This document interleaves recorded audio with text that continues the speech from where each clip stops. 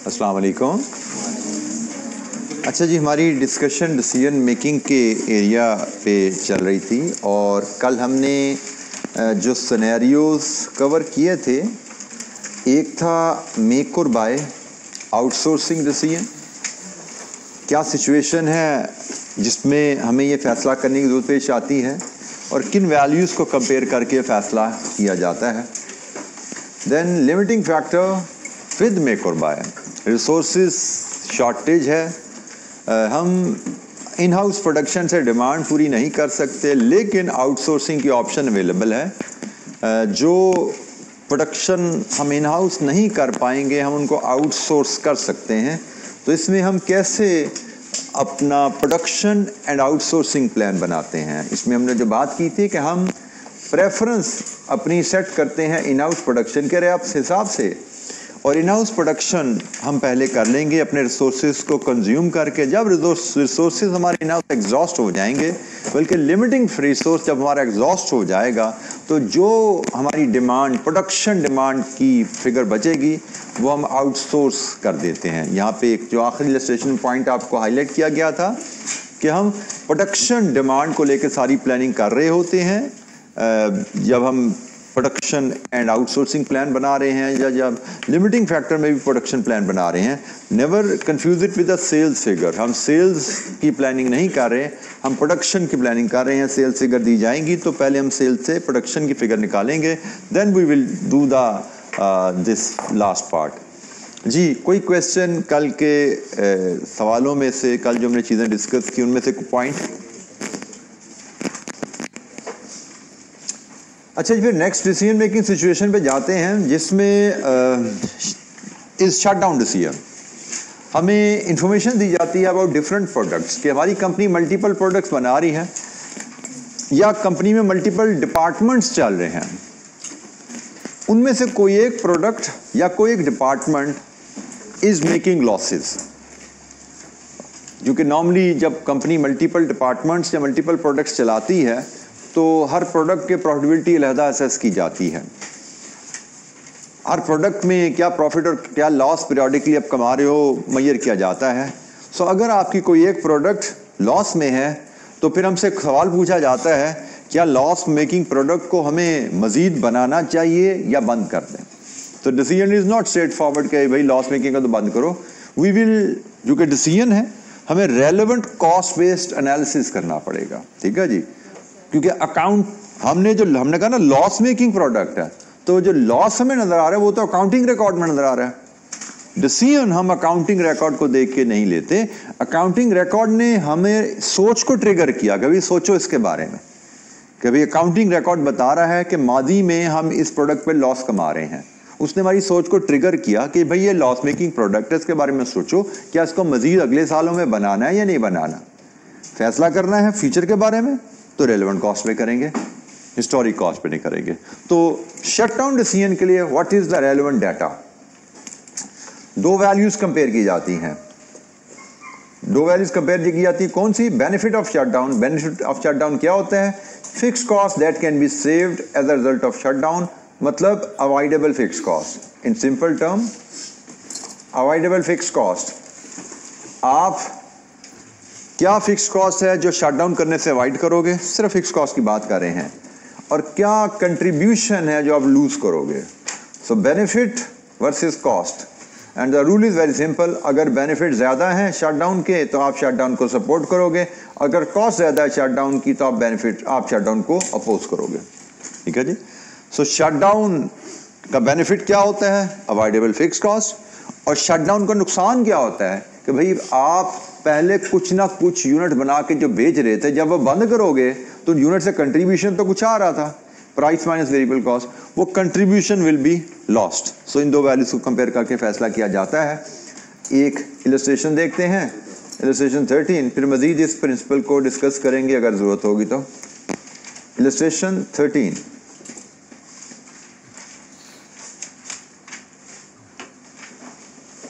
Requirement है, analyse the above information to decide whether any of the products should be withdrawn from the market.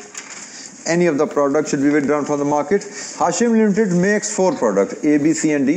The budget for the next year is as follows, rupees in thousand में data जी A B C D 4 products का, rupee direct material labour variable overhead ये variable cost होगी, ये sales की figure आ गई, ये contribution आ गई, ये डायरेक्टली एट्रीब्यूटेबल फिक्स कॉस्ट आ गई, ये शेयर ऑफ जनरल ओवरहेड, ये ओवरहेड एब्जॉर्ब्ड आ गए, ठीक है जी, शेयर ऑफ जनरल ओवरहेड मतलब एब्जॉर्ब्ड आ गए, और ये प्रॉफिट और लॉस आ गया हर प्रोडक्ट का। अच्छा, ये हमसे पूछा जा रहा है क्या इनमें से कोई प्रोडक्ट शट डाउन करनी चाहिए? भाई पहली बात, जो तो प्रॉफिट मेकिंग प्रोडक्ट है ना उनकी तो बात ही नहीं हो रही, जो प्रॉफिट मेकिंग प्रोडक्ट है उनकी तो बात ही नहीं हो रही। शट डाउन के बारे में अगर हमें सोचना भी है तो उनके बारे में जो लॉस मेकिंग है, तो इसका मतलब हमें सिर्फ बी और डी के बारे में सोचना है, क्या बी और डी में से कोई प्रोडक्ट शट डाउन होनी है, क्योंकि दोनों लॉस मेकिंग प्रोडक्ट हैं। उसके लिए हमने असूल अभी पढ़ा था, किन दो वैल्यूज को कंपेयर करना है,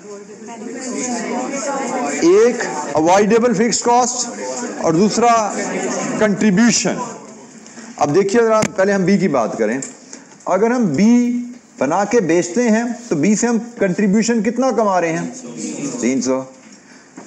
अगर हम बी बना के बेच रहे हैं तो 300 कंट्रीब्यूशन कमाते हैं। अगर बी हम बंद कर देंगे तो ये 300 कंट्रीब्यूशन लॉस्ट, कंट्रीब्यूशन फोरगोन।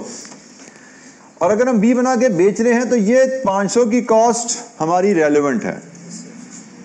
बी बना रहे हैं तो 500 की कॉस्ट इनकर हो रही है, क्योंकि ये एट्रीब्यूटेबल है, ये बी की वजह से हो रही है। बी बंद करें ये कॉस्ट बंद हो जाएगी। एट्रीब्यूटेबल का मतलब अवॉइडेबल, बी की प्रोडक्शन बंद होगी तो ये कॉस्ट बच जाएगी।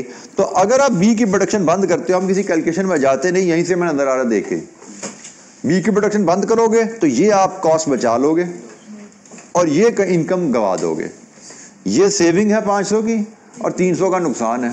Saving is more. तो आपका डिसीजन है शट डाउन, आपका डिसीजन है बी को तो शट डाउन करो, बी को शट डाउन करो, क्योंकि यहां पे ये आपकी कॉस्ट है शट डाउन करने में और ये आपका बेनिफिट है, सेविंग है शट डाउन करने में। और हम देख रहे हैं saving is more than the cost. हमारी सेविंग होती है avoidable fix cost shut down decision में, और हमारी कॉस्ट होती है कंट्रीब्यूशन लॉस। जो कंट्रीब्यूशन हमारा है वो हम लूज करेंगे, ये कॉस्ट बचाएंगे, ये कॉस्ट है, ये बेनिफिट है, बेनिफिट इज मोर, सो हमारा decision is shut down. The same pattern पे, this is the contribution and this is avoidable fix cost. ये बाय द वे इसको हम क्रॉस ही कर देना, जनरल एब्जॉर्ब्ड ओवरहेड तो हमारे रेलेवेंट ही नहीं है, इसको तो निकाल दो यहाँ से, ठीक है जी। तो हम डिस्कस कर रहे हैं जनाब, ये हमारी कॉस्ट है और ये हमारा फायदा है। बंद करेंगे तो 600 का फायदा है, बंद करेंगे तो 700 का नुकसान है। तो क्या डिसीजन है, do not shut down, continue. D को लॉस के बावजूद चलना चाहिए, क्योंकि इसकी वजह क्या है कि डी का जो लॉस नजर आ रहा है वो डी के अपनी खर्चों की वजह से नहीं है, वो किस वजह से है, एब्जॉर्ब्ड ओवरहेड की वजह से। डी में जो लॉस नजर आ रहा है वो एब्जॉर्ब्ड ओवरहेड की वजह से है, जो कि डी बंद करने से बंद नहीं होगा। ये तो चलता रहेगा खर्चा, इसकी तकसीम फिर बाकी प्रोडक्ट्स में चली जाएगी। हमने तो देखने में डी ऑन इट्स ओन हमें 1 लाख रुपया कमा के दे रहा है सालाना, 7 लाख का कंट्रीब्यूशन और 6 लाख इसकी अपनी फिक्स कॉस्ट है। D on its own 1 lakh का कंट्रीब्यूशन कमा रहे हैं, इसका डी से नहीं है। This is not avoidable cost, this is not attributable cost. So इसको अपने डिसीजन मेकिंग से निकाल दो। हमारा फैसला चलाओ ना चलाओ उसका असर इस पे नहीं है, दिस इज इररेलेवेंट। इसको डिस्कशन में ना लेकर, अकाउंटिंग में ही आएगा, अकाउंटिंग कैलकुलेशन में ये नजर आ रहा है, लेकिन डिसीजन मेकिंग में ये रेलेवेंट नहीं है। डिसीजन मेकिंग में सिर्फ ये 2 वैल्यू रेलेवेंट है। So this is the cost of shut down, this is the benefit of shut down. Shut down करने का नुकसान ज्यादा है, फायदा कम है, so our decision is continue. जी, शट डाउन डिसीजंस कैसे लिए जाते हैं, 2 वैल्यूज जिनको कंपेयर करना है। अच्छा जी, यही असूल यहां पे अप्लाई होना है।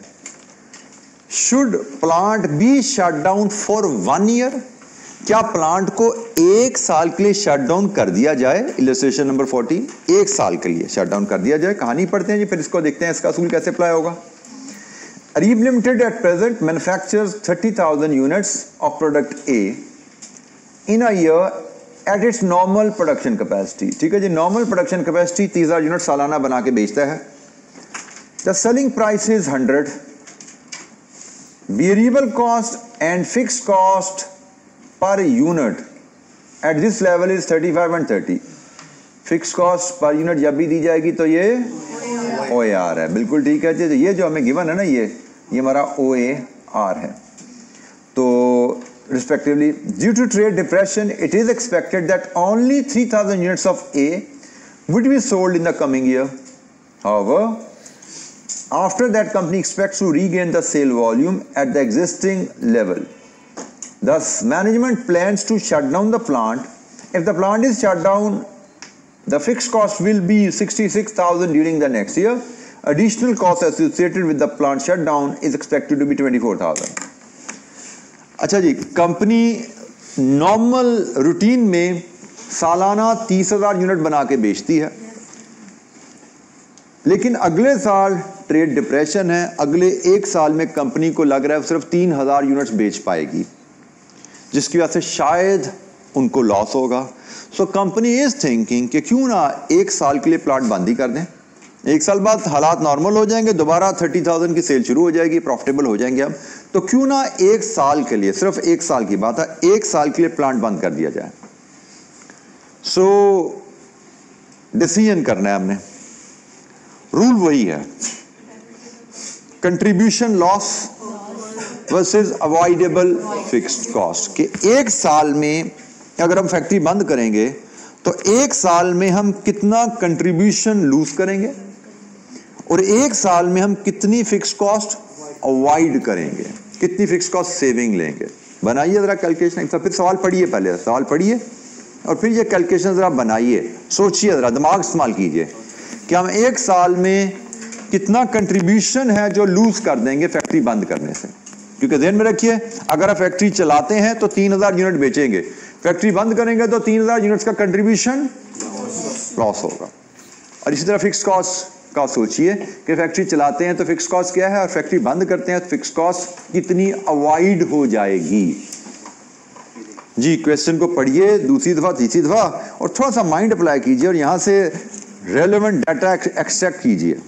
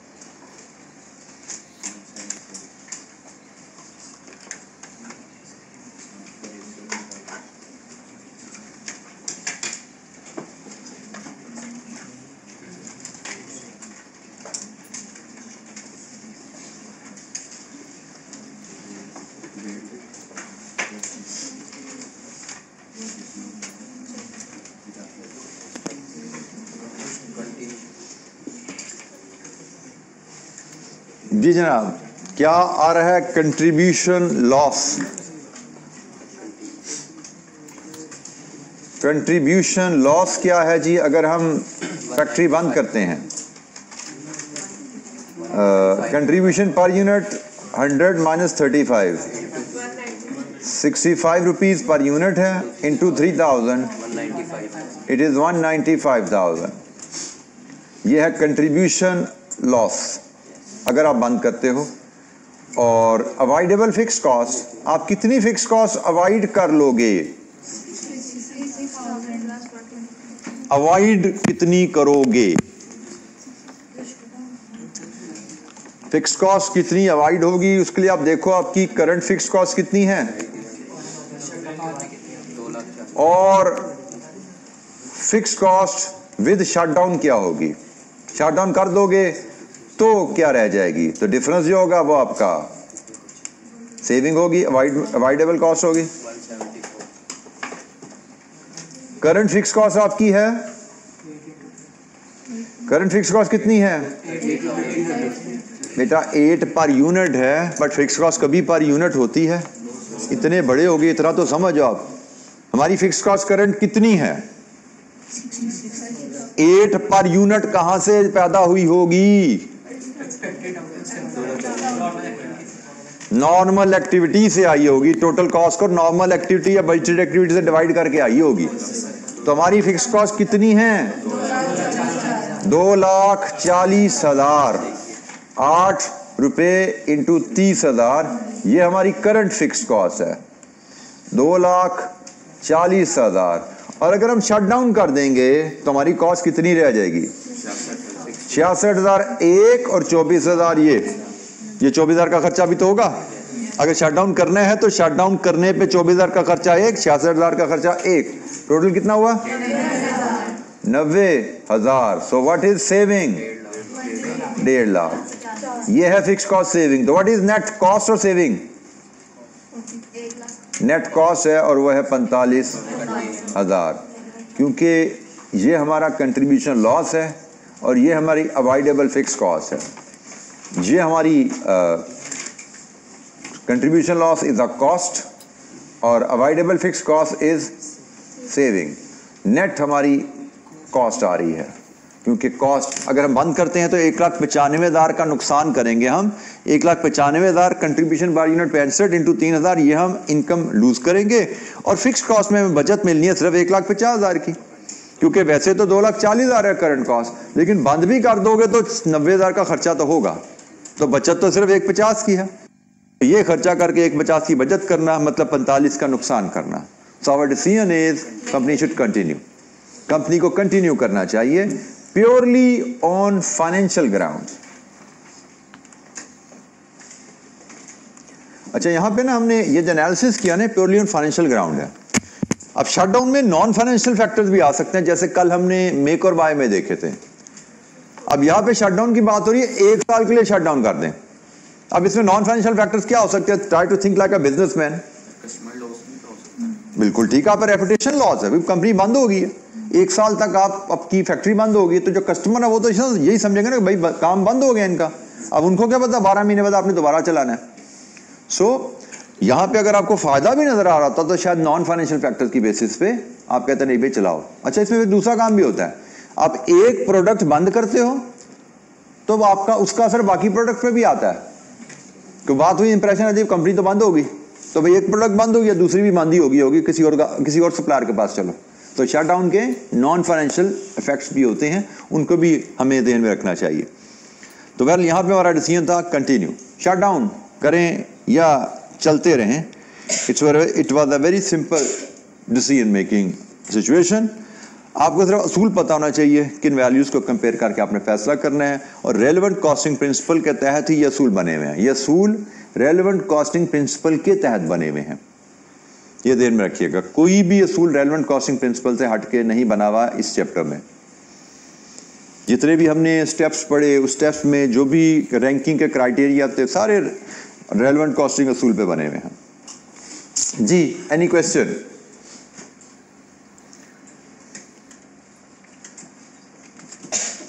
अच्छा जी, शटडाउन डिसीजन में भी हमने इलस्ट्रेशन 13, 14 दोनों को देख लिया। अब एक और सिचुएशन, फर्दर प्रोसेसिंग डिसीजंस। ये सवाल नॉर्मली हमें प्रोसेस कॉस्टिंग क्वेश्चन में जहाँ पे जॉइंट प्रोडक्ट्स मिल रही होती हैं वहाँ पे टेस्ट किया जाता है।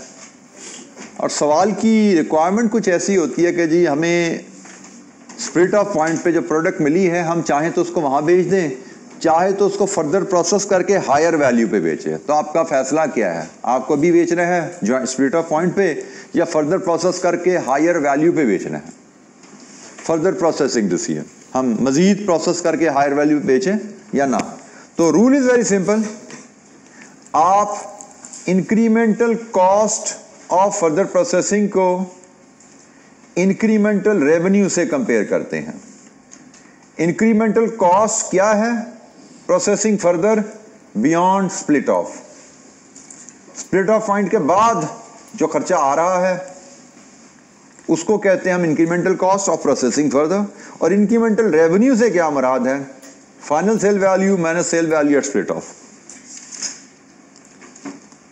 फॉर एग्जाम्पल, अगर आपने कहा मैं स्प्लिट ऑफ पॉइंट पे बेचूंगा एक चीज, वो 80 की बिकती है, फर्दर प्रोसेस करके मैं 120 की बेच सकता हूं, इसका मतलब मैं एडिशनल 40 रुपए कमा सकता हूं। भाई ये 40 रुपए कमाने के लिए खर्चा कितना लगेगा?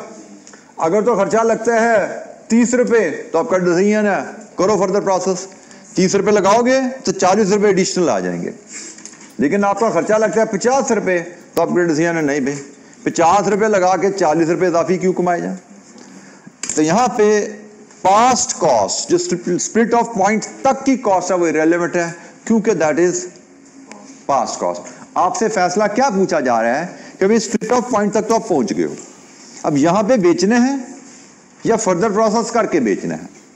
तो इसलिए स्प्लिट ऑफ पॉइंट तक जो पास्ट में कॉस्ट इनकर हुई है दैट इज इरेलेवेंट। सिर्फ फर्दर प्रोसेसिंग इंक्रीमेंटल कॉस्ट को इंक्रीमेंटल रेवेन्यू से कंपेयर किया जाता है। Even this revenue is not relevant.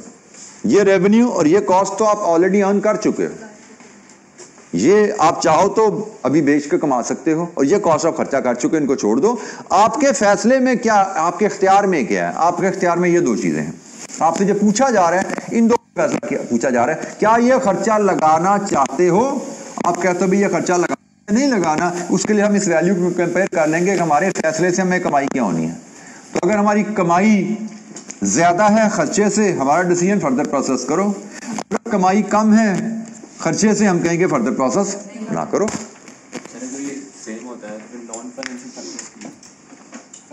Same वाला सवाल आएगा तो फिर दोबारा पूछ लें मुझसे, आएगा नहीं सवाल तो ये वैसे इंशाअल्लाह, ठीक है। और मैं तो फिर ऐसा कहता हूँ सेम आ जाए तो सिक्का उछाल लेना भी, यही कह सकता हूँ मैं, फिर आता नहीं ऐसा सवाल। जी एनी क्वेश्चन, कोई सवाल? अच्छा जी, इसकी छोटी छोटी सी एक्टिविटीज इसकी भी देखते हैं जी। इलस्ट्रेशन 15 पे आइए जरा।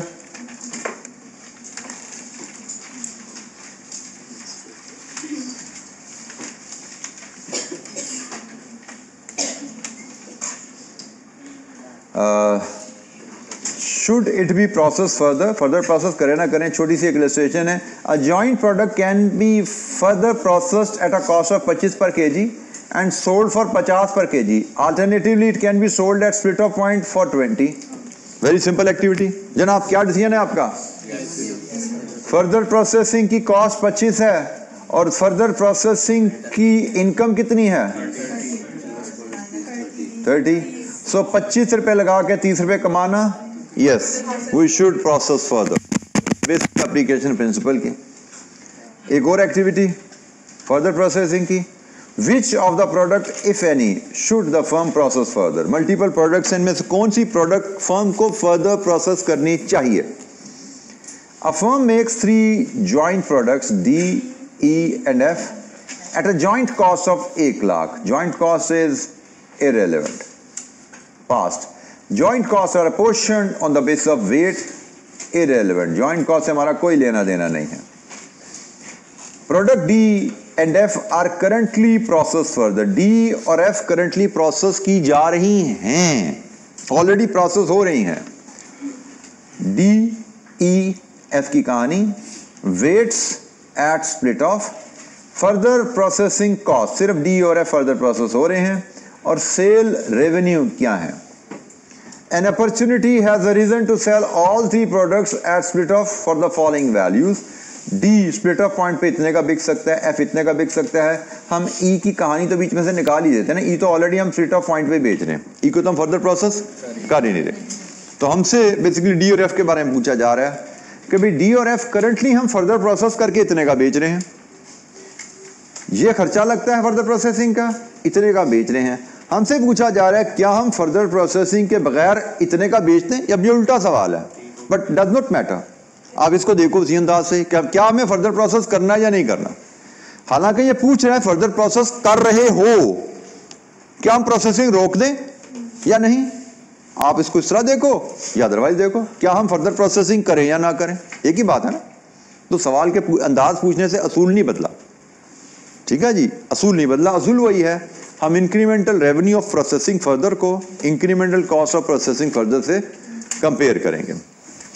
तो incremental revenue of processing further versus incremental cost of processing further. हमारी प्रोडक्ट्स हैं G D and F. Incremental revenue less incremental cost. अच्छा, incremental revenue of processing further, final sale value minus sale value at straight off minus 400, it is 1560। और F का 1200 minus 320 880। Further processing cost 1600 800। So net is cost 4080। सो हमारा decision क्या है? Only F should be process further. सिर्फ F को process further करो, D को split of point पे बेच दो, डी को स्प्लिट ऑफ पॉइंट पे बेचो, एफ को फर्दर प्रोसेस करो। ये हमारा डिसीजन आ गया। हमसे यही पूछा जा रहा था, which of the product if any should be process further, so only F should be process further. Currently D और एफ दोनों प्रोसेस कर रहे हैं वो, लेकिन हमारे हिसाब से अब सिर्फ एफ को प्रोसेस करना चाहिए, डी को फर्दर प्रोसेस करने में 40 रुपए का नुकसान है जी। Any question? Further processing decision. अब पास पेपर क्वेश्चन में मैंने आपको पहले बोला, जरूरी नहीं हमें सारे सिनेरियो पास पेपर क्वेश्चन में नजर आ जाएं, इसलिए चैप्टर को रिवाइज आपने करते रहना है ताकि जो 5-6 सिनेरियोज हमने केसेस पढ़े हैं ये आपकी नज़र से गुजरते रहें, इनके प्रिंसिपल आपकी नज़र में आते रहें। लेकिन ये चीज़ मैंने बता दी कि ये प्रिंसिपल कंक्लूसिव नहीं है। ये हमने 5 केसेस पढ़े हैं, ऐसा नहीं कि इन 5 केसेस के अलावा कोई सवाल आएगा नहीं। अभी हमने सवाल को 12-15 सवाल देखने हैं, उनमें आप देखिएगा कि डिफरेंट इनसे हटके सवाल भी मिलेंगे, और जो सवाल हटेगा असूल रहेगा रेलेवेंट कॉस्टिंग। यहाँ पे तो सवाल इन क्राइटेरियाज पे आ गया ना, शट डाउन डिसीजन है हमें पता क्या असूल है, फर्दर प्रोसेसिंग डिसीजन है हमें पता कौन सी वैल्यूज को कंपेयर करना है, लिमिटिंग फैक्टर है, मेक और बाय है, मेक और बाय विद लिमिटिंग फैक्टर है, उन सब के असूल स्टेप्स हमें पता है। लेकिन अगर सवाल इनमें से किसी भी सिनेरियो पे फिट नहीं हो रहा तो फिर relevant costing, cost versus benefit, what is the relevant cost of the decision, what are the benefits of the decision, उसके हिसाब से इनको कंपेयर करके हम फैसला करेंगे हमें क्या करना चाहिए जी। Any question?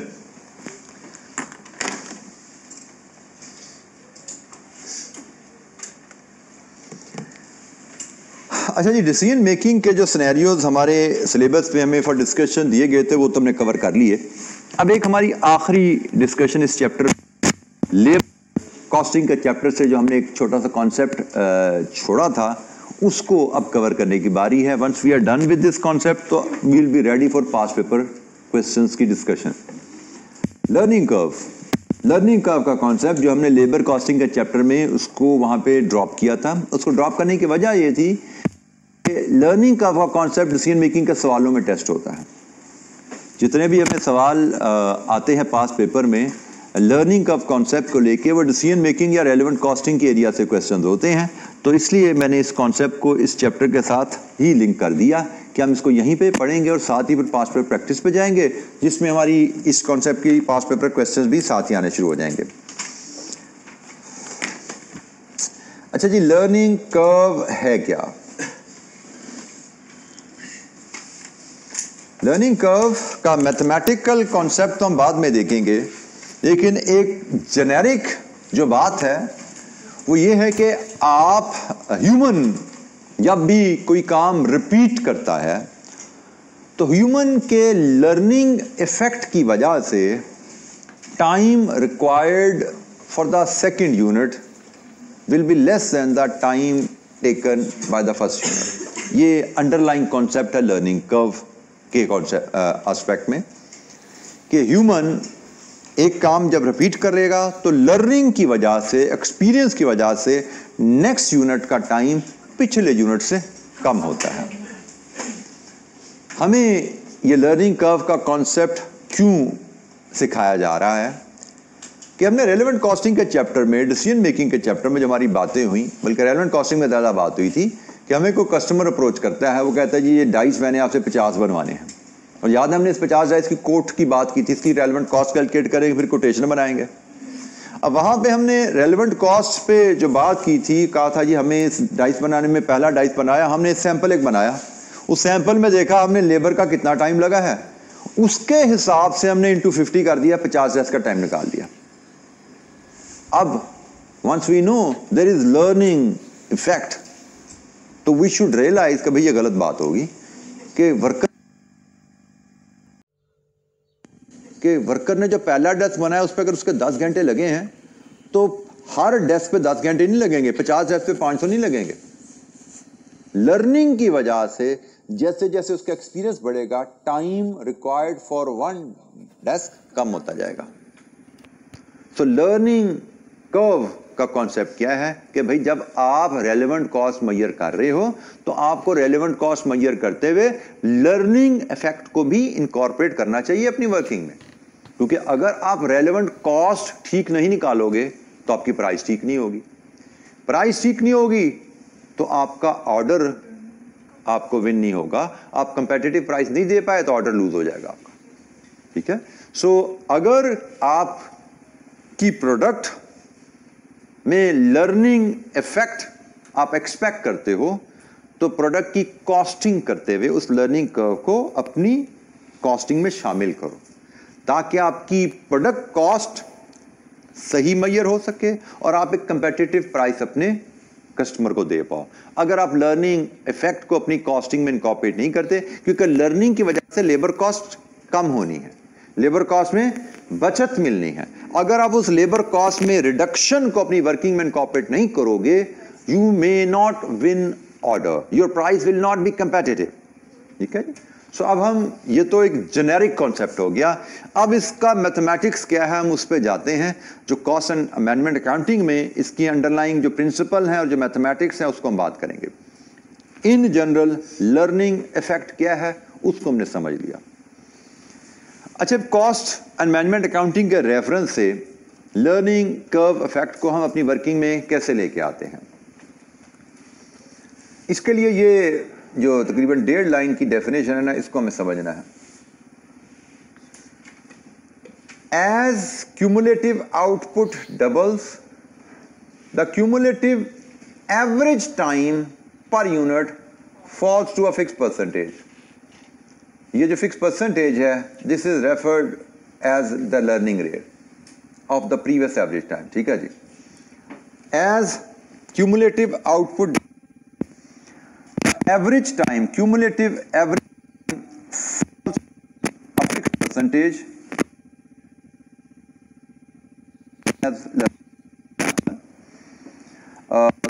हम एक डाटा बनाते हैं,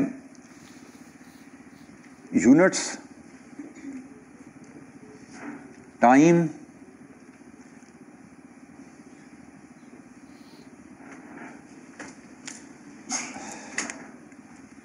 लेट्स अज्यूम हमने पहला यूनिट बनाया, इस पे मेरा टाइम लगा 100 घंटे, लेबर आवर लगे 100 आवर्स।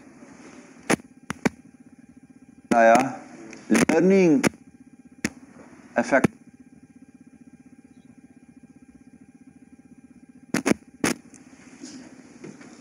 मैं अगर साथ ये तो क्यूमुलेटिव टाइम अगर बनाऊं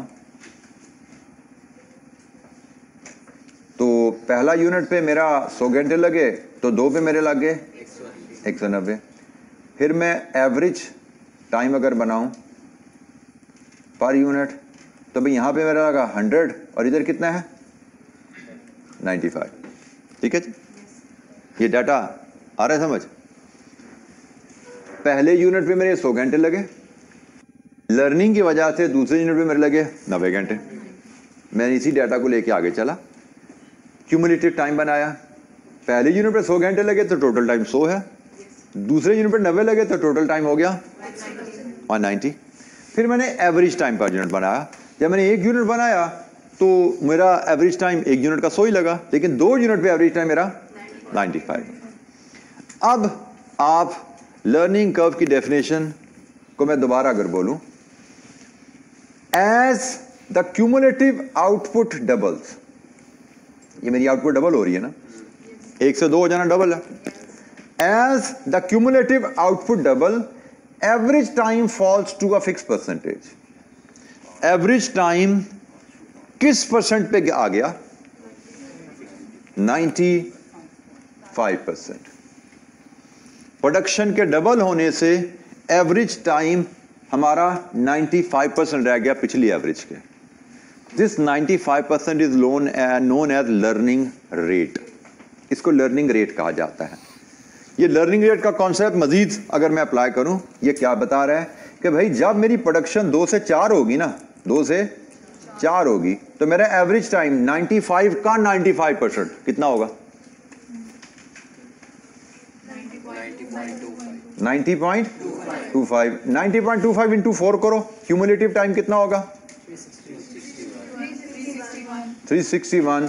और जब ये 361 हो गया तो खैर आगे हम बाद में देखते हैं, लेकिन this is the story. Average time falls to a fix percentage. इसी तरह जब 4 से 8 हो जाओगे, 4 से जब 8 हो गए तो एवरेज टाइम फर्दर 95% कितना आ जाएगा? 85.74। इसको 8 से मल्टीप्लाई करो, टोटल टाइम 680। अब यहां से आप जरा देखो जरा कॉन्सेप्ट कि अगर हम लर्निंग कर्व 95%, अगर हम लर्निंग रेट 95% को अपनी वर्किंग में ना डालते तो मैं हिसाब लगाता जी पहले यूनिट पे 100 घंटे लगे हैं तो 8 यूनिट पे लगेगा 800 घंटे। 8 यूनिट पे 800 घंटे लेता तो देखो मेरी कॉस्ट कितनी आउट हो जाती। हालांकि लर्निंग को इनकॉर्पोरेट अगर करें तो 8 यूनिट पे लगना है 686 घंटे। अब 686 घंटे से हमारी कॉस्ट 200 रुपये पर आवर है, उसका वेट कुछ और बनता है। और अगर मैं 800 घंटे ले लेता तो मेरी कॉस्ट तो ज्यादा बन जाती, कॉस्ट ज्यादा हो जाती तो प्राइस ज्यादा हो जाती। ठीक है, सो लर्निंग इफेक्ट की वजह से हमारा लेबर टाइम जो सब्सिक्वेंट यूनिट्स का है वो रिड्यूस होता है। This is first sentence. Learning की वजह से labour time per unit subsequent units पे कम लगता है पिछले यूनिट से। दूसरा इसमें जो सेंटेंस आता है, जो दूसरी बात सीखने की है, that is what is learning rate. Learning effect में, लर्निंग के कॉन्सेप्ट में लर्निंग रेट क्या चीज है? तो लर्निंग रेट है कि जब आपकी प्रोडक्शन डबल होती है, एवरेज टाइम पर यूनिट जितने परसेंट रह जाता है, जितने परसेंट गिरता नहीं है, ये गिरा 5% है, लेकिन जितने परसेंट रह जाता है पिछली एवरेज का, वो लर्निंग रेट है। प्रोडक्शन के डबल होने पे average time per unit, learning rate average time per unit के कॉलम से निकलता है। प्रोडक्शन के डबल होने से एवरेज टाइम पिछली एवरेज का कितना रहा। प्रोडक्शन के डबल होने से एवरेज टाइम पिछली एवरेज का कितना रहा। प्रोडक्शन के डबल होने से एवरेज टाइम पिछली एवरेज का कितना रहा। That is the learning rate. ठीक है जी। जैसे यहां पे लर्निंग रेट लेना चाहें तो learning rate is 85.74 over 90.25 into 100, it is 95%। अब मैं ऊपर को जा रहा हूं, पहले हम नीचे को आए थे। यहां पे लर्निंग रेट लेना चाहें तो learning rate is 90.25 over 95 into 100, it is 95%। यहां पे ऑलरेडी लर्निंग रेट हमें नजर आ रहा है वो 95% है। सो लर्निंग रेट क्या है? जब प्रोडक्शन डबल होती है तो एवरेज टाइम पर यूनिट पिछली एवरेज का x%, जिस परसेंट पे गिरा that is the learning rate. अभी तो 95 है ना, लर्निंग रेट 90 भी हो सकता है, लर्निंग रेट 80 भी हो सकता है, लर्निंग रेट तो कुछ भी हो सकता है। ठीक है, तो जैसे अब मैं आपको एक छोटा सवाल दूं, मैं कहता हूं कि भाई ये सब छोड़ो, ये तो 95 की वर्किंग थी। अगर लर्निंग रेट 80% है, अगर लर्निंग रेट 80% है तो टोटल टाइम फॉर 8 यूनिट्स बताओ जरा क्या। पहला टाइम यही है, पहले यूनिट का टाइम यही है। अगर लर्निंग रेट 80% है तो 8 यूनिट्स का टोटल टाइम क्या हुआ?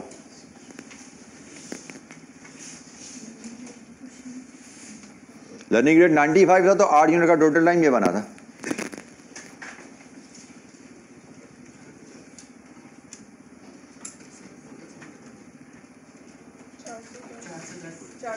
चार सौ दस।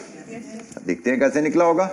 आपने कहा होगा भाई लर्निंग रेट 100 है, 1 यूनिट बनाया तो एवरेज टाइम 100 था, 2 बनाए तो एवरेज टाइम ये हो गया, 4 बनाए तो एवरेज टाइम ये हो गया, 8 बनाए तो एवरेज टाइम ये बनेगा। ऐसा ही है, ये एवरेज टाइम है पर यूनिट इंटू 8 से ज़रब दे दो, 410। ठीक है, ये एक कॉन्सेप्ट आ गया कि प्रोडक्शन डबल होने पे एवरेज टाइम गिरता है। 1 यूनिट बनाया 100 लगा, 2 बनाए गए 100 इंटू 0.8 लगा, 4 बनाए अनदर 0.8, 8 बनाए अनदर 0.8। ये हमारा एवरेज टाइम पर यूनिट आ गया। If we are making 8 units, average time per unit है, इंटू 8 कर दो तो टोटल टाइम फॉर 8 यूनिट्स आ गया। ठीक है, so total time for 8 units 80 410। अगर लर्निंग रेट 80% है, लर्निंग रेट 80% का मतलब क्या है कि प्रोडक्शन डबल होने पे हमारा एवरेज टाइम पर यूनिट पिछली एवरेज का 80% रह जाएगा प्रोडक्शन डबल होने पे। 8 से 16 करोगे अनदर 0.8, 16 से 32 करोगे अनदर 0.8। ठीक है, प्रोडक्शन के डबल होने से एवरेज टाइम जितने परसेंट पे आ जाता है उस परसेंट को हम लर्निंग रेट कहते हैं। अच्छा, यहां पे अब मैंने जो काम किया, इधर देखिएगा बोर्ड पे, डबल करते जा रहे हैं तो मैं लेबर टाइम निकाल पा रहा हूं। 8 का निकाल लिया, 16 का निकाल लिया, 32 का निकाल लिया, ये तो मुझे आता है। अब मुझसे कस्टमर ने कोटेशन मांगी 12 डेस्क की, मुझसे कस्टमर ने कोटेशन मांगी है 12 डेस्क की, तो 12 डेस्क की कोटेशन देने के लिए मुझे तो 12 डेस्क का टाइम चाहिए। 8 का 16 का तो इस कैलकुलेशन से निकल रहा है, 12 का चाहिए। पहली बात, इसका मतलब हमें इसके अलावा भी कुछ सीखना पड़ेगा इस कॉन्सेप्ट में। दूसरी बात, 4 से 8 पे जाते हो तो टाइम एकदम 20% नहीं गिर जाता, इट इज ग्रेजुअल। 2 से 4 पे आने पे टाइम एकदम 95 से 90 पे नहीं आ गया था, 3 पे थोड़ा और नीचे आया होगा, 4 पे थोड़ा और नीचे आ गया। इसी तरह 4 से 8 पे जाओगे तो 90 से एकदम 8वें यूनिट में एवरेज नहीं गिरेगी, ग्रेजुअल होगी।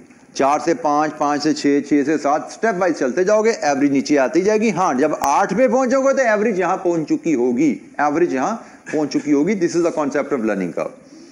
तो अब अगर हमसे किसी बीच के यूनिट्स की बात पूछी जाए, जैसे 4 से 8 में 6 यूनिट्स का बात पूछी जाए, 6 यूनिट का कोटेशन दो, तो 6 यूनिट का टाइम निकालना होगा। या 8 और 16 के बीच में 12, 11, 13 की बात की जाए, तो वहां पे हमारी ये कैलकुलेशन जो हमने कॉन्सेप्ट सीखा है, ये कॉन्सेप्ट इस शेप में अप्लाई नहीं हो पाता। We need some additional support, और वो एडिशनल सपोर्ट हमें मिलती है इस फार्मूला से। यही कॉन्सेप्ट जो हमने ऊपर सीखा है, ये इस फार्मूला की शेप में हमें सपोर्ट करता है। ये फार्मूला क्या है जी? Y is the average time per unit when we produce X units. X is the total cumulative number of units. A is the time required for the first unit, and B is the known as index of learning, which is calculated as log of learning rate over log of 2. And learning rate is expressed as percentage. For example, formula में अगर 80% है तो 0.8 feed करते हैं। अब इस formula की मदद से y is equal to a x b, y is equal to a x b। मैं इस फार्मूला की मदद से यही कैलकुलेशन दोबारा करते हैं हम, जो हमने यहाँ पे देखी थी। मैंने आपसे क्या पूछा था कि भाई जब हम 8 यूनिट्स बनाएं, 80% की लर्निंग रेट हो तो टोटल टाइम बताओ। आपने क्या किया था? आपने 8 यूनिट्स का एवरेज टाइम यहां से निकाला था, ये ना कैलकुलेशन। अब ये कैलकुलेशन इस फार्मूला की मदद से हम करते हैं। ए time required for the first unit 100, x total कितने यूनिट का एवरेज टाइम जाना चाह रहे हो? 8 का, और लर्निंग रेट 80 है, इसका मतलब log of 0.8 over log of 2 raise to power. आप देखिए यहां से क्या आ रहा है एवरेज टाइम पर यूनिट?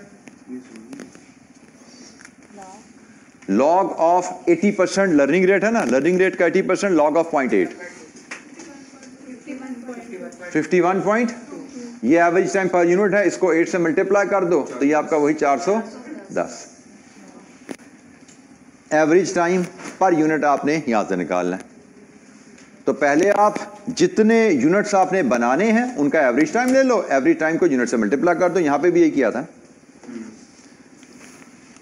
अच्छा, लेकिन इस फार्मूले की मदद से अब हमें सहूलत है।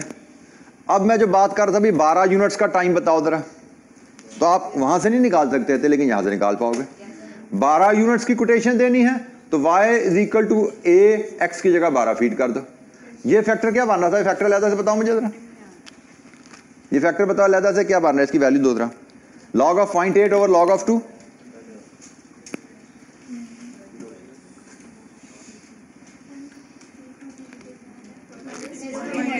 -0.322 कर दें, राउंड ऑफ कर लें। तो जनाब यहां से एवरेज टाइम देखो क्या है, 44.94 इंटू 12, लीजिए जी ये 12 यूनिट का टाइम आ गया। सो ये फार्मूला जब हमारे पास आ जाता है तो हम किसी भी इन बिटवीन डबल होना फिर जरूरी नहीं है। कॉन्सेप्ट डेफिनेशन वही है, लर्निंग रेट डबल वाला ही रहेगा कि डबल पे एवरेज टाइम जहां गिरता है वो लर्निंग रेट है, लेकिन फिर हमें जरूरी नहीं कि हम सिर्फ डबल पे ही टाइम निकाल सकें। ग्रेजुअल डिक्लाइन आ रहा है तो ग्रेजुअल कैसे चलते हैं वो हम यहां से ले सकते हैं। y is equal to AXB।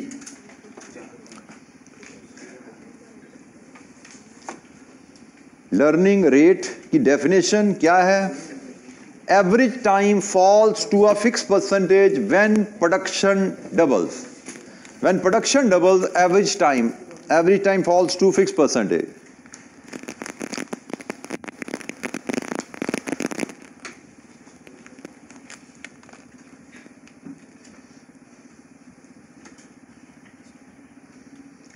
अच्छा, नॉर्मली लर्निंग कर्व के लिए ध्यान में रखना है कि लर्निंग कर्व आपका अप्लाई होगा सिर्फ उन बिजनेसेस में जो लेबर इंटेंसिव है, क्योंकि ह्यूमन का लर्निंग इफेक्ट है, मशीन्स का लर्निंग इफेक्ट नहीं होता। ठीक है, तो जो लेबर इंटेंसिव इंडस्ट्री है वहां पे लर्निंग कर्व अप्लाई होती है। लर्निंग कर्व के लिए जरूरी है कि आपकी प्रोडक्शन रेपिटेटिव नेचर की हो, मतलब सेम इसी तरह के 50 डेस्क बनाने हैं ना तो लर्निंग कर्व आएगी, लेकिन हर डेस्क का डिजाइन अगर फर्क है तो फिर लर्निंग कर्व नहीं आएगी। ठीक है, low turnover of labour. Learning curve का फायदा तभी है जब लेबर आपकी बार बार रिप्लेस नहीं हो। टर्नओवर से मुराद नौकरी छोड़ के चले जाएं, नए वर्कर आ जाएं। अगर आपकी फैक्ट्री में लेबर पुराने वर्कर छोड़ जाते हैं और नए वर्कर आते रहते हैं, बहुत ज्यादा टर्नओवर है, तो फिर लर्निंग कर्व फिर भी नहीं आएगी, क्योंकि जिसने कुछ सीखा था वो चला गया, अब तो नया वर्कर आ गया। तो लर्निंग कर्व तो तभी है जब एक ही वर्कर बार बार काम करता जा रहा है, तो लेबर टर्नओवर है, वहां पे भी आपका लर्निंग कर्व का फायदा आपको नहीं मिलता। और no prolong breaks between the production. ऐसा नहीं कि आपने 10 डेस्क बनाए दिसंबर के महीने में, उसके बाद 50 डेस्क का ऑर्डर आ रहा है मार्च के महीने में, आप ये नहीं समझोगे कि 10 डेस्क की जो लर्निंग थी वो मार्च में भी काम करेगी। अगर प्रोडक्शन में ब्रेक आ गई है तो मार्च का ऑर्डर दोबारा स्क्रैच से 0 से शुरू हो जाएगा। ऐसा नहीं समझा जाएगा कि पहले 10 डेस्क बनाए थे, उनकी लर्निंग का फायदा हमें मार्च में भी मिलेगा, क्योंकि learning effect with the prolong breaks खत्म हो जाता है, आप भूल जाते हो, आप उसके बेनिफिट्स नहीं ले पाते। लर्निंग कर्व का ये बेसिक फार्मूला है, इसकी एप्लीकेशन के मल्टीपल एस्पेक्ट्स हैं और एग्जाम में हमें तकरीबन ये कोई ऑलमोस्ट हर अल्टरनेटिव या हर एग्जाम में ये सवाल हमें आ रहा होता है जिसमें लर्निंग कर्व का कॉन्सेप्ट अप्लाई होता है, और 4-5 नंबर की वर्किंग इस एस्पेक्ट पे हमें मिलती है। तो छोटी छोटी सी एक्टिविटी से ज़रा हम बिल्डअप करते हैं कॉन्सेप्ट, जिसके बाद हम फिर एग्जामिनर क्वेश्चन को हैंडल करने के पोजीशन में होंगे। Let's start with activity 1। Learning curve aspect में एक्टिविटी 1, ये जी एक्टिविटी 1 की 3 कैलकुलेशंस इसमें इन्वॉल्व हैं। कहानी क्या है, जो company receives N order of a new special component, engineering division prepares the following standard cost sheet. Material 100 kg 50 रुपए के हिसाब से, लेबर 300 घंटे फॉर द फर्स्ट यूनिट 10 रुपए पर आवर के हिसाब से, Overheads are absorbed at 50% of labor cost. Learning curve is expected to be 80%. What will be the cost of 10 components if company receives an order of 10 units from the single customer? 10 components की cost बताइए अगर हमें एक customer से 10 unit का order आया। अच्छा जी, 10 यूनिट्स की कॉस्ट, एक्टिविटी नंबर 1 और इसका पार्ट ए। 10 यूनिट की कॉस्ट के लिए हम लेंगे material, labour and overheads. 10 units का material, it is very simple, 100 kg into ₹50, ये एक यूनिट की कॉस्ट आ गई, इंटू 10 कितनी आई जी? 50,000। लेबर टाइम 10 यूनिट पे कितना लगा, ये अगर मैयर कर लें, मल्टीप्लाइड विद रेट कितना है लेबर का 100 पर आवर। अच्छा जी, अब पहले यूनिट का टाइम हमें पता है, क्या हर यूनिट पे सेम टाइम लगने वाला है? Answer is no, there is learning curve. Learning curve है, हर एडिशनल यूनिट पे टाइम कम होता जाएगा। अब हमें यहाँ पे काम कैसे करना है, हमें 10 यूनिट्स का टोटल टाइम चाहिए। 10 यूनिट का टोटल टाइम कहां से आएगा? Average time per unit when you produce 10 units. Average time per unit when we produce 10 units into 10। ठीक है जी, हमने वर्किंग बनानी है, वर्किंग 1। वर्किंग 1 से मैं यहीं पर अगर नीचे प्रेजेंट कर दूं तो मैंने कहा मुझे टोटल टाइम फॉर 10 यूनिट्स चाहिए। कैसे आएगा? Average time per unit when, बल्कि इसको क्या कहते हैं, व्हेन x इज 10। ठीक है, ये फॉर्मूला क्या है? Average time per unit when we produce x units, यही है ना formula. y is average time per unit when we produce x units. तो मैंने कहा जी average time per unit when x is 10 multiplied with 10, total time for 10 हो जाएगा। तो जनाब y व्हेन x इज 10, पहला यूनिट बनाने पे टाइम लगेगा कितना जी? 300। पहले यूनिट पे लगा जी 300 और x is 10 raise to power, ये है ना, -0.322 इंटू 10। ये एवरेज टाइम पर यूनिट और into 10 total time for 10 unit 1430। लीजिए जी 1430 इंटू 100 140,000। और ओवरहेड कितने हैं? 50% of labour at the rate of 50% of labour 71,500। लीजिए जी टोटल कॉस्ट आ गई 10 यूनिट्स की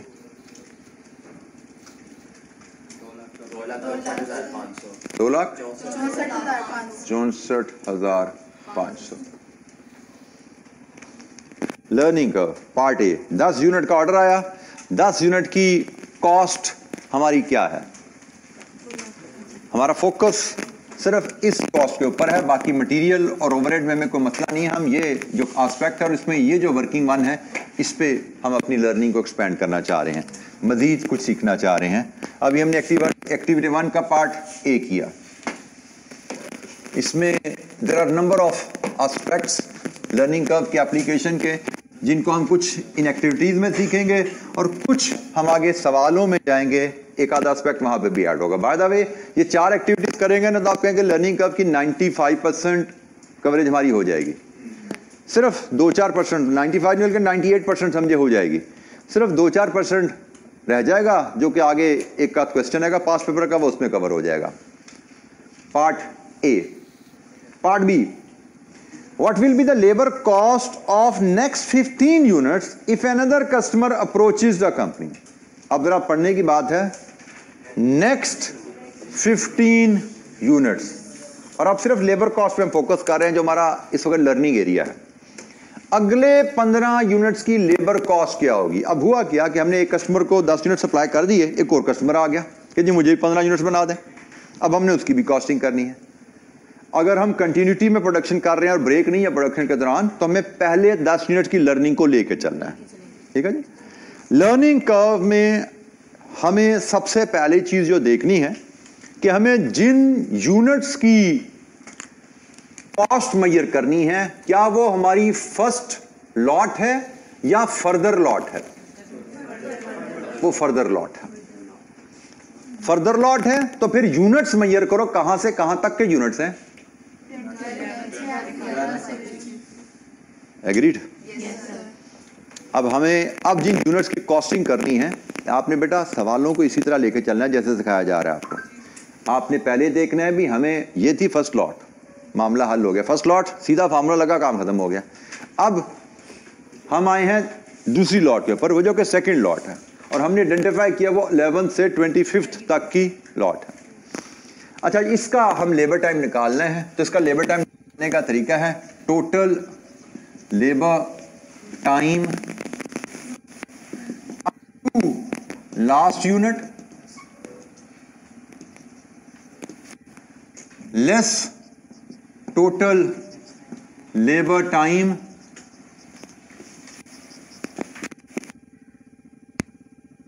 प्रीवियस लॉट्स। पहले कितना टाइम लग चुका है? देखो, हमने आखिरी यूनिट तक टोटल टाइम कितना लगता है, मतलब 25 यूनिट तक टोटल टाइम कितना लगेगा। इसका तरीका रहेगा ये वाला, average time per unit when X is 25 into 25, ऐसा ही है। Average time 300 into 25 raise to power -0.322 into 25, ये है जी टोटल टाइम अप टू 25, 2661, ये लेबर आवर्स। 0 के आगे क्या है? 0.2 जी। हमने 300 पहले यूनिट का टाइम, अगर 25 यूनिट बनाए average time per unit into 25 total 25 unit का टाइम, ये 25 यूनिट का टोटल टाइम आ गया। माइनस कर दो इससे पहले, या इससे पहले कितने यूनिट बन चुके हैं? 10। इससे पहले 10 यूनिट बन चुका है। 10 यूनिट का टाइम हमने यहां निकाला हुआ है 1430। ये पार्ट ए में हम ऑलरेडी काम कर चुके हैं जी। 1230 ये है labour time required for 15 units. कौन से 15 यूनिट्स? 11th से 25th वाले। लर्निंग कर्व में ये बहुत ज़रूरी है कि आप जानो कि जिन यूनिट्स की आप लेबर कॉस्ट मेजर करना चाह रहे हो, वो यूनिट्स कौन से आपकी प्रोडक्शन की लाइफ साइकिल के कौन से यूनिट्स हैं। ये दूसरा एस्पेक्ट लर्निंग कर्व का, जिसके बाद आप कह सकते हैं हमारी लर्निंग कर्व की लर्निंग को 70% पे पहुंच गई। एक कैलकुलेशन ये सीखी हमने, एक कैलकुलेशन ये सीखी, हम लर्निंग कर्व की 70% अपनी सीख कर चुके हैं। जब हमें सेकंड लॉट की लर्निंग कर्व रेट निकालना हो तो हम कैसे चलते हैं? हमसे मांगा क्या था बाय द वे? कॉस्ट। तो रेट से मल्टीप्लाई कर दो, 100 का था 1,23,000।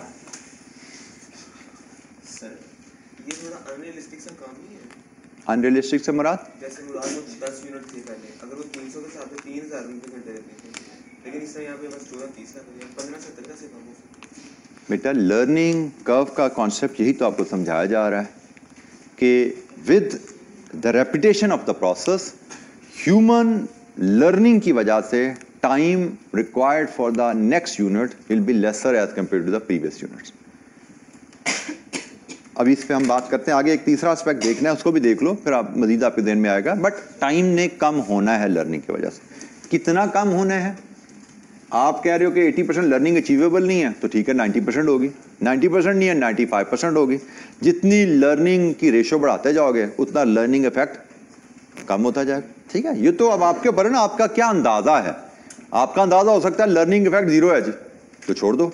आपका अंदाजा लर्निंग इफेक्ट 98% है, 95% है, 90% है, ये तो आपका अंदाजा है, आप क्या लेके चलना चाहते हो। तो हमें तो जो क्वेश्चन में दिया गया हम उसके हिसाब से चल रहे हैं। आप जब प्रैक्टिकली काम कर रहे हो, आयु में काम आप कीजिए, मेरा लर्निंग इफेक्ट 95% है, आप उसके हिसाब से वर्किंग कर लो। लर्निंग इफेक्ट बदलेगा तो एवरी टाइम बदल जाता है। अच्छा जी, एक तीसरा एस्पेक्ट, तीसरा customer, if company receives a single order of 50 units from third customer, अब ये तीसरा कस्टमर आ गया जी, after supplying the same components to previous customers, what will be the labor cost of this order? labor cost अब निकालने हैं जब हम, what will be the labor cost of this order to the company while engineering division has informed, ये है जी आखिरी aspect, आखिरी तो कहें 95% लर्निंग पे जाने के लिए, engineering division has informed that learning curve effect will stop after manufacturing of 40 units. learning curve सारी जिंदगी हमेशा नहीं चल सकता ना, अदरवाइज तो टाइम बहुत ही नेग्लिजिबल जीरो के करीब पहुंच जाए। तो learning curve has to stop somewhere। तो हमें, हमारी जो इंजीनियरिंग टीम है उसने कहा जी 40 यूनिट्स के बाद लर्निंग मजीद नहीं होगी, इसके बाद फर्दर टाइम रिडक्शन नहीं होगी। ठीक है जी। अब this is another important aspect जिससे हमने डील करना सीखना है। अच्छा जी, पहला सवाल हमेशा वही रहेगा कि हमने जिन यूनिट्स की लेबर कॉस्ट मेजर करनी है, क्या वो हमारी फर्स्ट लॉट है या फर्दर लॉट है? फर्दर लॉट है। तो भाई जो फर्दर लॉट है तो वो कौन से यूनिट्स हैं? अब हमें 50 यूनिट्स की, इसके अगले 50 यूनिट्स की, वो 26 से 75 तक के यूनिट्स हैं। ठीक है जी। पहला स्टेप आइडेंटिफाई करो। पहला स्टेप, बेटा आप लोग बहुत डिस्टर्ब हो रहे दोनों और मुझे भी करना चाह रहे हो, क्या वजह? खैरियत है बेटा? डिस्कस आप मुझसे कर लें तो मेरा मेहरबानी होगी आपकी। ठीक है, क्योंकि जब आपस में डिस्कस करेंगे तो मैं बता रहा हूँ वो समझ नहीं आएगी आपको, और फिर आपस में डिस्कस करते रहेंगे आप। सबसे पहले डिसाइड कीजिए कि भाई हमने जिन यूनिट्स की लेबर कॉस्ट मेजर करनी है वो हमारी प्रोडक्शन लॉट के कितनवा नंबर है। तो अब जो हमें बताया जा रहा है कि भाई अब 26 से लेकर 75 तक के 50 यूनिट्स की हमें कॉस्ट मेजर करनी है। अच्छा, अब इसमें एक और एस्पेक्ट ऐड हो चुका है, लर्निंग कर्व स्टॉप हो रही। इसमें सेकंड क्वेश्चन भी अब आ जाता है, जब लर्निंग कर्व रुक रही है तो देयर इज सेकंड क्वेश्चन कि भाई इस केस में क्या इस प्रोडक्शन के दौरान हमारी लर्निंग कर्व थ्रू आउट चलती रहेगी या रुकेगी? जब लर्निंग कर्व रुक रही है तो आप इन यूनिट्स के दो हिस्से कर दोगे, एक अप टू लर्निंग कर्व, एक बियॉन्ड लर्निंग कर्व। मतलब आपको कि 26 से 75 की जो हमने कॉस्ट निकालनी है ना, हम 26 से 40 एक और 41 से 75 एक, इस तरह हैंडल करेंगे इनको हम। ठीक हो गया जी। तो पहला क्वेश्चन था हमें जिन यूनिट्स की लेबर कॉस्ट लेनी है वो हमारे कितने यूनिट्स हैं, कहां से कहां तक की यूनिट्स हमारी प्रोडक्शन में, तो वो 26 में से 75 तक के यूनिट्स हैं। दूसरा क्वेश्चन, क्या यूनिट्स की प्रोडक्शन के दौरान लर्निंग कर्व चलती रहेगी या रुकेगी? इफ द आंसर इज चलती रहेगी जैसे यहां पे था, फिर तो कोई इशू नहीं है, हमने डील करना सीख लिया।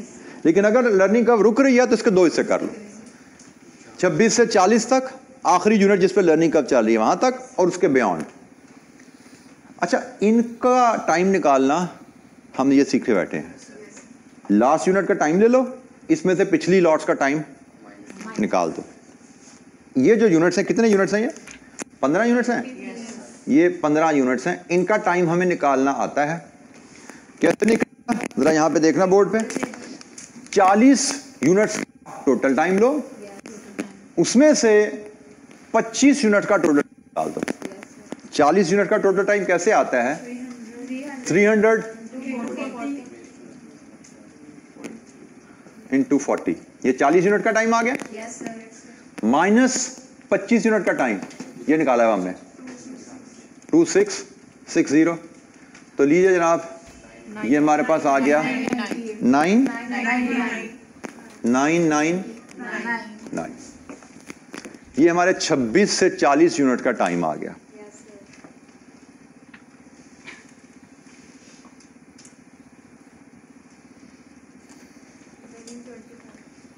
अब बाकी कितने रह गए? 35। अब 35 यूनिट का टाइम लेना बाकी का। 30 45 यूनिट्स के टाइम के बारे में कहानी क्या है कि अब हमें बताया गया भाई 40 यूनिट जब बना लिए ना, इसके बाद लर्निंग कर्व खत्म। खत्म का मतलब इसके बाद मजीद टाइम अब कम नहीं होना। इसका मतलब 40th यूनिट पे जो टाइम लगा 41st पे वही लगना है, 42nd पे वही लगना है, 43rd पे वही लगना है। अब मजीद टाइम कम नहीं होगा। तो यहां पे हमें अब क्या करना है, हमें time taken by 40th unit multiplied with 35, ऐसा ही है। अब सारे 35 यूनिट पे एक ही टाइम लगना है। पहले क्या था, हर यूनिट का टाइम नीचे आता जा रहा था।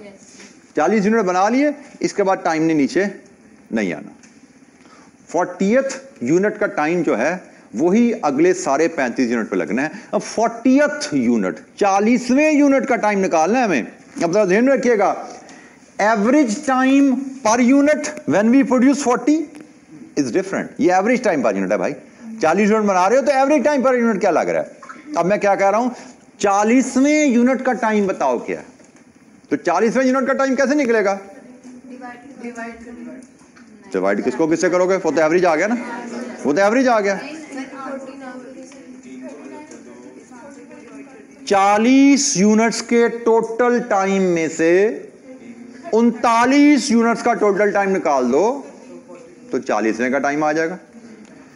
40 यूनिट्स का टोटल टाइम ये आ रहा है आपके पास, कितना है ये 3659। इसमें से 39 यूनिट्स का टोटल टाइम निकाल दो, 359।